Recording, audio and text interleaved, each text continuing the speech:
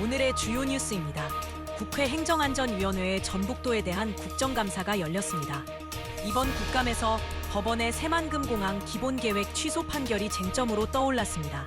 김관영 지사와 여당 의원들은 이번 판결이 변화된 현 상황을 반영하지 않아 잘못된 판결을 내렸다고 주장했습니다.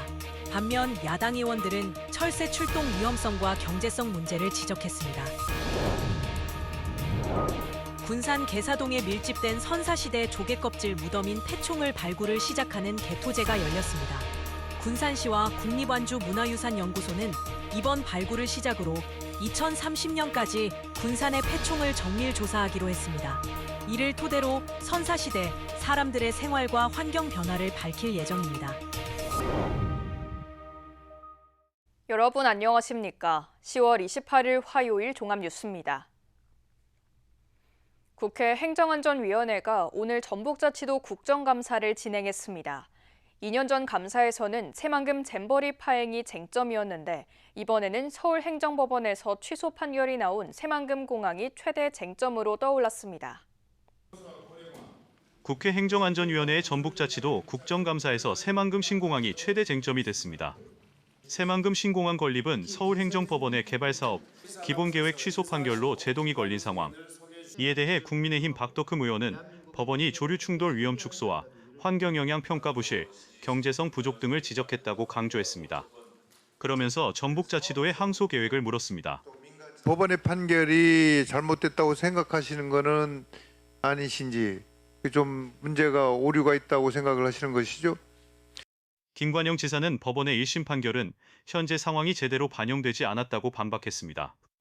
이어 취소 판결 근거가 된 2022년 기본계획 이후에 이뤄진 후속 조치들이 제대로 반영이 안 됐기 때문에 항소심 재판부에 관련 자료를 제출하고 있다고 부연했습니다. 이번에 재판부가 취소 판결을 내린 것은 22년에 고시된 기본계획입니다. 근데 22년에 기본계획이 고시된 이후에 23년, 4년, 5년, 3개년 동안 그 이후 절차로서 환경영향평가가 재판부에서 주장한 이런 부분에 관해서 굉장히 세밀하게 이미 이루어지고 있습니다. 박 의원은 새만금 공항의 경제성 부족 우려를 제기하며 사업 추진 가능성이 의문시된다고 지적했습니다. 제 항소심에서 승소하더라도 또 가덕 신공항 사례처럼 사업성 부족, 또 민간 참여 부진, 재정 부담 증가 등의 이유로 지연되거나 중단될 가능성도 존재한다고 보고. 이에 대해 김 지사는 2020년 새만금 공항 건립이 확정되면서 기업 투자 유치가 이어지고 있다며 오히려 공항 건립은 필수적으로 이뤄져야 한다고 밝혔습니다. 2020년부터 2025년까지 약 100개 정도의 기업이 투자를 지금 협약을 해가지고 새만금에 엄청난 기업들이 지금 들어오고 있는데요. 그분들이 갖는 실리익을 저는 꼭 보호를 해야 된다고 저는 생각을 합니다. 새만금 공항에 대한 여당의 지원 사격도 이뤄졌습니다. 민주당 한병도 의원은 법원의 공항 취소 판결로 인한 도민의 아픔을 언급했습니다. 그러면서 아무런 조처도 하지 않은 자연 상태에서 조류 충돌 위험성을 평가하면 당연히 높게 나올 수밖에 없다며 법원 1심 판결을 이해할 수 없다는 입장을 나타냈습니다. 근데 공사 과정에서 대체 서식지를 조성을 한다든지 항로 변경 등의 조치를 취하면 조류 충돌 위험을 충분히 저감시킬 수 있는 거 아닙니까? 이에 김 지사도 전략 환경 영향 평가 결과를 제시하며 조류 충돌 위험성을 낮출 수 있다고 강조했습니다. 지난번 전략 환경 영향 평가를 할 때 군산공항의 케이스를 이 건에 유사한 위치로 해서 같이 적용을 했거든요. 그 경우에는 전국에 있는 공항 중에 15개 중에 13번째로 굉장히 낮은 수준이었습니다. 이번 국정감사에서는 군산과 김제, 부안의 새만금 관할권 다툼 문제도 거론됐습니다.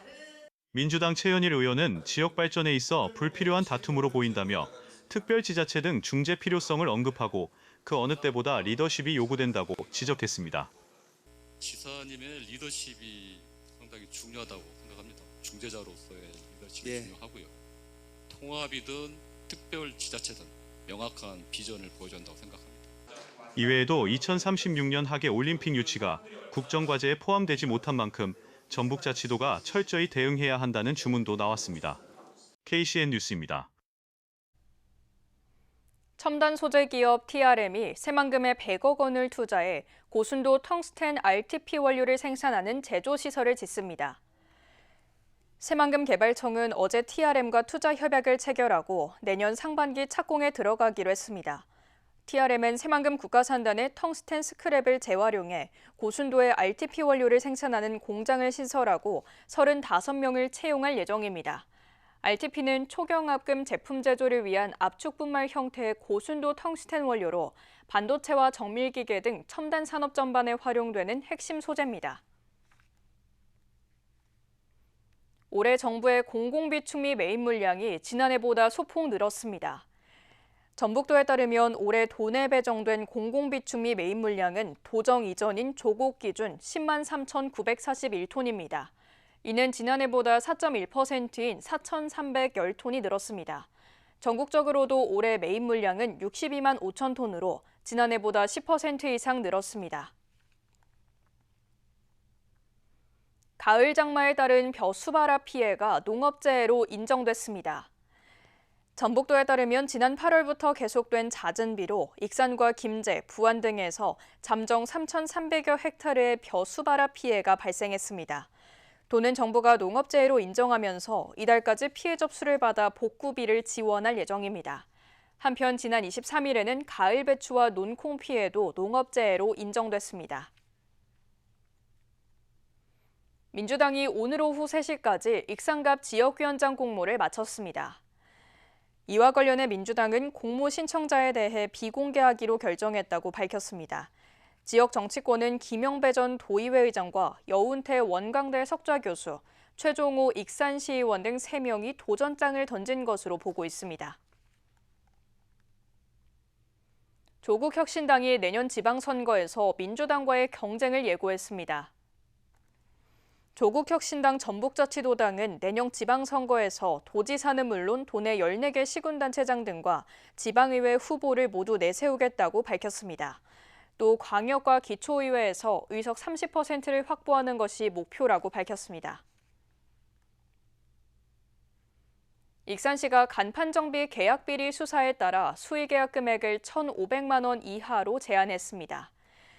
시에 따르면 반복 계약을 통한 업자 편중을 막기 위해 1인 견적 금액을 이전 2천만 원에서 이같이 내리고 같은 업체와의 연간 계약은 최대 5회로 제한해 모두 7,500만 원을 넘지 못하도록 운영 규정을 바꿨습니다. 농공단지 입주기업과 수의계약을 맺을 경우에는 사업장 운영 실태나 직접 생산 여부를 반드시 확인하도록 했습니다. 특히 계약 비리가 적발된 업체는 부정당업자로 지정해 수의계약과 입찰 참여에서 영구 배제하도록 했습니다. 군산 계사동 들녘에서 조개 껍질과 토기 조각이 쌓인 선사시대 폐총이 발견되면서 안전한 발굴을 기원하는 개토제가 열렸습니다. 군산시와 국립완주문화유산연구소는 이번 발굴을 시작으로 2030년까지 군산의 폐총을 단계적으로 조사해 당시 사람들의 생활과 환경 변화를 밝힐 예정입니다. 군산 계사동의 한 들녘에 제사상이 차려졌습니다. 정성스레 향을 피우고 잔을 돌리며 예를 갖춥니다. 선사시대부터 생활상을 엿볼 수 있는 조개 무덤을 발굴하기 위한 개토제입니다. 폐총이 가지는 거는 쓰레기장이다 보니까 그 시대의 문화상, 역사상이 역사관이 이쪽에 많이 묻혀 있죠, 땅 속에. 그러니까 제가 쓰던 어떤 물건을 여기다 버린다고 하면 그때 당시 물건이라든가 유물이 여기에 그대로 포함이 돼 있는 겁니다. 심지어는 어떤 경우에는 이제 사람 뼈까지 나오는 경우가 종종 있거든요. 밭 사이로 하얀 석회가루를 뿌려놓은 듯 깨진 조개 껍질이 널브러져 있습니다. 선사시대 토기 조각도 흔하게 발견됩니다. 과거 해안가였던 이곳은 사람들이 먹고 버린 조개 껍데기와 생활 쓰레기가 오랜 세월 퇴적돼 형성된 유적으로 추정됩니다. 전국의 폐총은 600여 곳. 이 가운데 서해안은 120여 곳의 폐총이 남아있고 군산에만 80여 곳이 밀집돼 있습니다. 특히 계사동 폐총은 50cm 이상 두께로 켜켜이 쌓여있는 조개 껍질과 청동기부터 삼국시대 유물이 함께 발견됐습니다. 이에 따라 당시 생활상이나 고고학적 편년 체계를 확인할 수 있는 중요한 유적으로 평가받고 있습니다. 국립완주문화유산연구소는 군산시와 협약을 맺고 오는 12월까지 이곳을 첫 발굴하고 2030년까지 군산의 폐총을 단계적으로 발굴할 예정입니다. 연구소는 폐총의 분포 범위와 퇴적층 구조를 파악하고 시기별 거주 양상과 생태 환경 변화를 규명할 계획입니다. 예전에 이제 군장 국가공단 간척할 때 도서 지역에 대한 폐총은 전라북도에서 있었는데 이 내륙 해안 쪽에 대한 폐총 조사는 이번이 처음이고요. 그리고 그때 군장 국가공단 조사 이후에 근 30년 만에 다시 폐총에 대한 학술 조사가 이루어지는 것입니다. 예. 군산은 바다를 끼고 개사동 폐총과 미룡동 고분군, 선유도 고려유적 등 650여 곳의 다양한 문화유적이 밀집된 주요 문화권으로 꼽혀왔습니다. 군산시는 이번 발굴을 기반으로 서해안을 묶는 해양 역사 문화공간 지정에 나설 방침입니다. 또 선유도의 고려유적, 그다음에 군산대에서 발견되는 마한유적, 그리고 여기 폐총유적까지 해서 선사유적까지 전체를 아우를 수 있는 해양의 요충지이기 때문에요. 해양 문화 공간으로, 역사 문화 공간으로 지정하려고 좀 노력을 하고 있습니다. 선사시대 사람들의 삶을 들여다볼 수 있는 군산 폐총 발굴. 수천 년 전 사람들의 흔적이 어떻게 살아날지 관심입니다. KCN 뉴스입니다. 익산 다이로움으로 결제하면 최대 3만 원까지 추가 환급받게 됩니다. 익산시는 11월 9일까지 코리아 그랜드 페스티벌이 적용돼 5% 환급 행사가 진행된다고 밝혔습니다. 특히 정책지원 가맹점이나 다이로움 택시를 이용하면 기존 인센티브 13%에 코리아 그랜드 페스티벌 환급 5%, 정책지원금 10%까지 더해져 최대 28%의 할인 효과를 받을 수 있습니다. 도내 아파트 매매가가 지역마다 대조를 보이고 있습니다. 한국부동산원에 따르면 이달 셋째 주 도내 아파트 매매가는 한 주 전보다 0.05% 올랐습니다. 서울, 경기, 울산 다음으로 높은 상승률입니다. 하지만 도내 지역별로 보면 전주 덕진구 0.19%, 전주시 완산구 0.17%, 남원시 0.13%가 상승한 반면 익산시와 군산시는 각각 0.18%, 0.05%가 떨어졌습니다. 조류 인플루엔자 위기경보 단계가 심각으로 격상됐습니다. 농림축산식품부는 광주광역시의 한 기러기 농장이 고병원성 AI 확진 판정을 받았다며 오늘 위기경보 단계를 심각으로 상향했습니다. 이에 따라 중앙사고수습본부를 중심으로 전국 지자체마다 가축질병 방역대책본부와 상황실이 가동됩니다. 또 철새 도래지와 가금류 농가에 대한 방역이 강화됩니다. 익산 지방국토관리청에서 발주하는 공사에 특정 업체가 선정될 수 있도록 부정청탁을 받거나 금품을 수수한 직원들이 무더기로 경찰에 적발됐습니다. 광주 북부경찰서는 오늘 업무상 배임과 뇌물수수, 직권남용 등의 혐의로 익산지방국토관리청 사무소장 A씨와 건설업자 B씨에 대해 구속영장을 신청했습니다. 또 같은 혐의로 공무원 6명과 건설 일반업체 관계자 6명 등 모두 12명을 불구속 입건해 조사하고 있습니다. A씨는 2022년 6월부터 지난해 6월까지 익산관리청의 발주공사 사업에 B씨 업체가 선정되도록 관여하고 대가로 금품을 받은 혐의를 받고 있습니다. B씨로부터 청탁받은 A씨는 사업 선정 요건으로 특정 공법이 심의에 포함될 수 있도록 직원들의 지시에 220억 원 상당의 6개 사업을 수주받도록 관여했습니다. 차량이 전신주를 들이받아 2명이 다쳤습니다. 군산 소방서에 따르면 지난 27일 오후 5시 7분쯤 나운동 인근 사거리에서 승용차가 전신주를 충돌했습니다. 이 사고로 차에 타고 있던 운전자 A씨와 동승자 B씨가 부상을 입고 인근 병원으로 이송돼 치료를 받고 있습니다. 경찰은 운전자를 상대로 정확한 사고 경위를 조사하고 있습니다. 전북의 재난관리 상황 대응 역량이 전국에서 가장 낮은 것으로 나타났습니다. 국회 한병도 의원이 밝힌 행정안전부 자료를 보면 올해 상반기에 이뤄진 재난상황관리 훈련 점수에서 전북은 23.1점으로 광역지자체 가운데 가장 낮았습니다.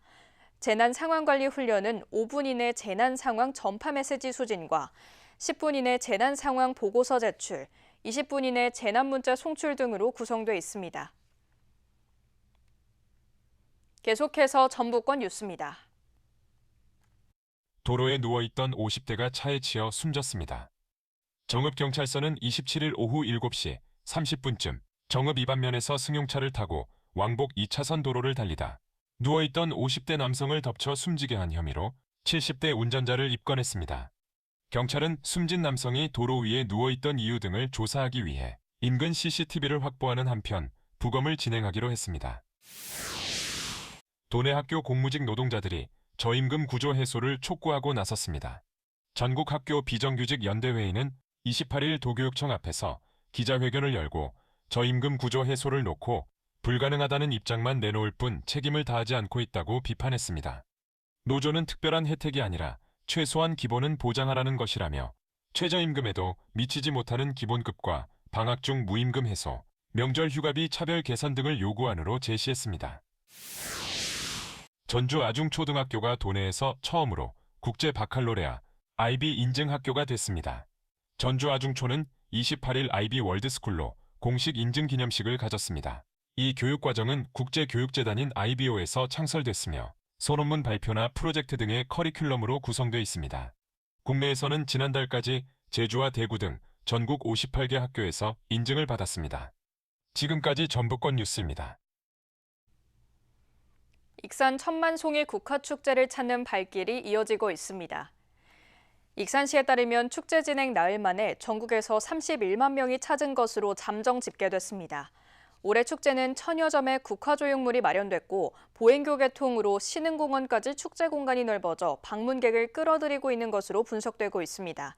한편 익산시는 국화축제가 11월 2일에 종료돼도 일주일간 전시물은 그대로 유지할 방침입니다. 새만금 개발청이 새만금 신항만의 국제 크루즈 유치를 위해 글로벌 해운 서비스 기업과 손을 잡았습니다. 새만금 개발청은 지난 22일부터 4일 동안 홍콩을 방문해서 세계적 해운 기업 월렘그룹과 업무 협약을 맺고 신항만의 국제 크루즈 유치에 힘을 모으기로 했습니다. 이번 협약을 통해 양측은 새만금 신항만 크루즈 기항을 유치하고 항만 운영과 CIQ 자문, 국제 크루즈 네트워크 구축 등에 협력하기로 했습니다. 1903년 설립된 월렘그룹은 홍콩에 본사를 둔 글로벌 해운 서비스 기업으로 크루즈 기항지 운영과 선박 에이전시 등 해운 서비스를 제공하고 있습니다. 매년 반복되는 어린이 물놀이 사고를 줄이기 위해 고군산에 유아 해양안전수련원을 설립하자는 제안이 나왔습니다. 박정희 도의원은 어제 열린 임시회 5분 발언에서 아이들 생명과 안전을 지키기 위해서는 사후 대처가 아닌 사전 예방이 중요하다고 강조했습니다. 그러면서 도교육청이 중심이 돼서 유아 해양안전수련원을 설립해야 한다고 촉구했습니다. 박 의원은 폐교 예정인 선유도 중학교와 교사 관사를 활용하면 신규 부지 매입 없이 리모델링만으로도 숙박형 수련원으로 전환이 가능하다고 설명했습니다. 군산시 장애인연합회가 새만금 예술제 전시회를 엽니다. 군산시 장애인연합회는 다음 달 6일부터 12일까지 예술로 함께 세상과 소통하다라는 주제로 군산 예술의 전당에서 예술제를 개최합니다. 예술제는 군산의 장애인 작가 45명과 비장애인 예술인의 초청 작품 23점이 함께 전시돼 동행의 의미를 담고 있습니다. 연합회는 군산 구상작가회와 함께 전시가 이뤄지는 만큼 진정한 예술교류와 포용의 장이 될 것으로 기대하고 있습니다. 군산의 대표 수산물인 갑오징어와 수제맥주의 특별한 만남이 펼쳐집니다. 군산시는 오는 31일부터 1일까지 이틀 동안 군산 수제맥주 체험관에서 갑토리와 함께하는 갑맥 파티를 개최합니다. 이날 행사에는 수제맥주와 어울릴 갑오징어 요리 페어링을 운영하며 갑오징어 할인 행사와 영상음악 공연, 포토존 등을 운영할 예정입니다. 이날 행사는 가족 중심형 행사로 근대와 거리를 연계한 새로운 관광 쉼터를 마련하기 위해 추진된 사업입니다. 다음은 우리 동네 소식입니다.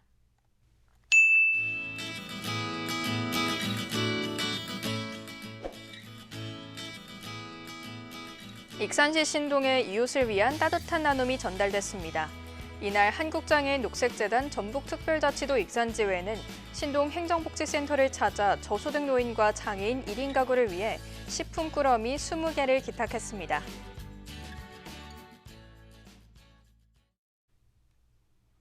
이어서 내일의 날씨입니다.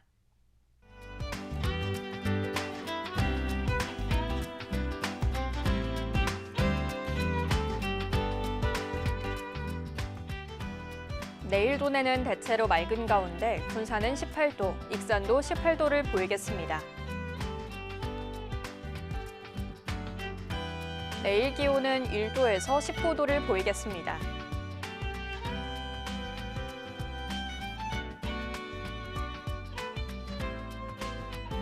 익산은 주간 최고 20도를 보이겠고 대체로 맑겠습니다.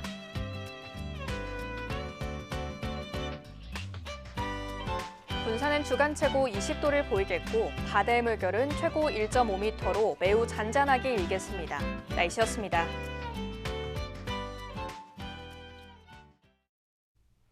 이상으로 KCN 종합뉴스를 마칩니다. 정확한 보도로 늘 함께하겠습니다. 시청해주신 여러분 고맙습니다.